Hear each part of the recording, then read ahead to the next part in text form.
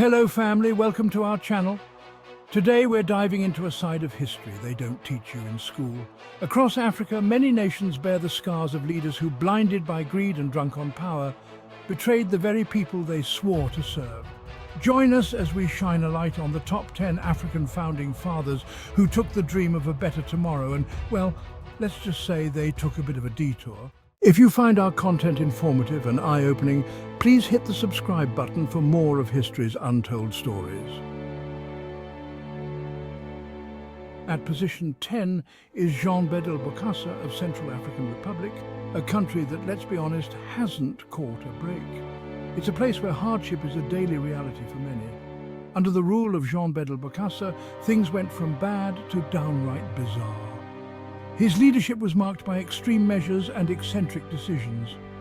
Bokassa decided he wasn't content with just being president. Nope, he went full-on emperor, complete with a lavish coronation.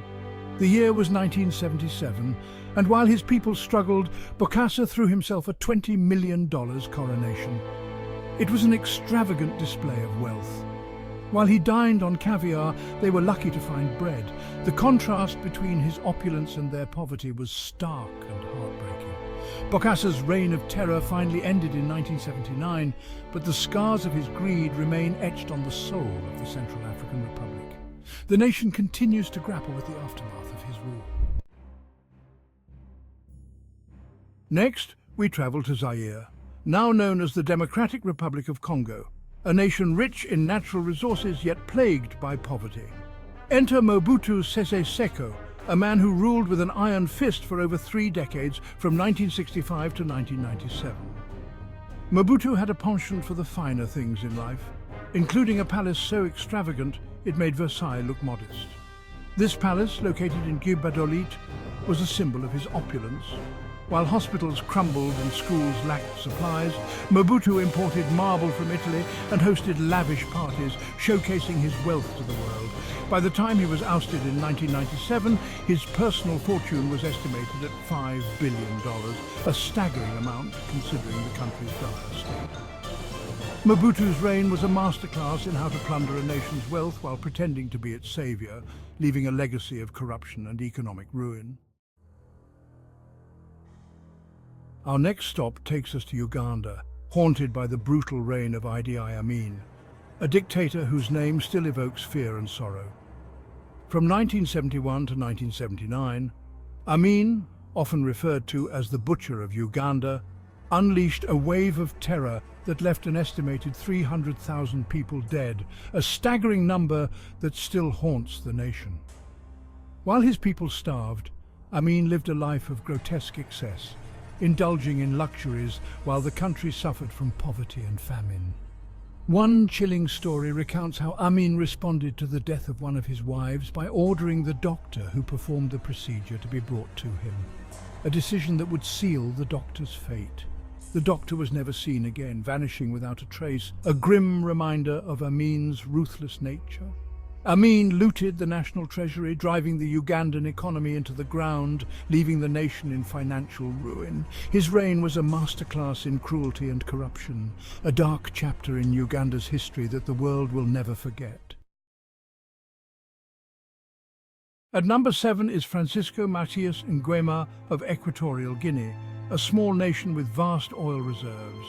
Francisco Macias Nguema, who seized power in 1968, declared himself president for life. He shut down the National Bank, stashing the entire treasury in his own house. Nguema's true legacy is the sheer scale of the human suffering he inflicted. He turned schools and churches into torture chambers while he and his cronies lived like kings. Nguema's reign of terror ended in 1979, when he was overthrown and executed by his own nephew. Our next stop takes us to Somalia, a nation that has known more than its fair share of suffering. Much of that suffering can be traced back to the rule of Siad Barre. Barre seized power in 1969, promising a brighter future for the Somali people. But it wasn't long before those promises turned to dust. Under Barre's watch, Somalia descended into a nightmare of civil war, famine, and despair. Bare's legacy is a cautionary tale of how greed and corruption can destroy a nation. We arrive now in Zimbabwe, a nation that was once a beacon of hope for the African continent. But that hope was slowly extinguished under the rule of Robert Mugabe. Mugabe, once hailed as a liberation hero, ended up becoming the very thing he fought against. His early years in power were marked by genuine progress, but the allure of power went to his head. Mugabe's later years were a masterclass in how to dismantle a nation from within. His story is a tragic reminder that power can be intoxicating, addictive, and ultimately destructive.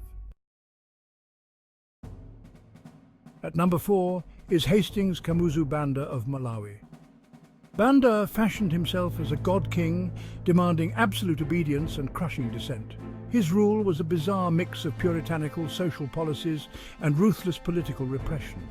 Banda convinced a large segment of the population that he was their savior. Of course, that prosperity never materialized for the vast majority of Malawians.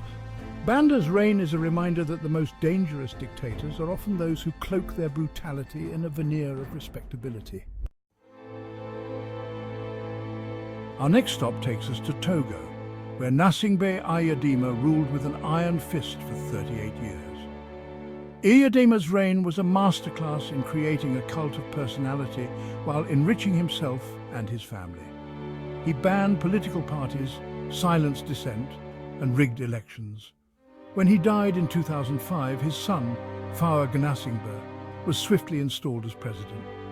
The Gnassingbé family's rule is a stark reminder that in some parts of the world, power is seized and then passed down like a family heirloom. Our journey takes us now to Kenya, a nation known for its stunning landscapes and vibrant culture. At the heart of this story is Jomo Kenyatta, who led Kenya to independence in 1963. Kenyatta is revered by many as the father of their nation, but is also accused of being an architect of corruption. Under Kenyatta's rule, land that had been stolen by British settlers was supposed to be returned to its rightful owners. Instead, much of it ended up in the hands of Kenyatta and his cronies, fueling inequality and resentment to this day. Our final stop takes us to Liberia, a nation scarred by decades of civil war. At the heart of this story is Charles Taylor, who went from rebel leader to president, only to end up convicted of war crimes. Taylor first came to prominence in the 1980s as the leader of a rebel group. He used Liberia's diamond wealth to fund his lavish lifestyle and arm militias that committed atrocities. In 2012, Taylor was found guilty of aiding and abetting war crimes, sending a clear message that even heads of state are not above the law. These leaders, once heralded as founding fathers, left a legacy tainted by their greed and heartlessness. Their stories serve as a reminder of the complex and often tragic history of leadership in Africa. Thank you for watching. If you found this video informative, please like, subscribe, and hit the bell icon for more deep dives into untold African history.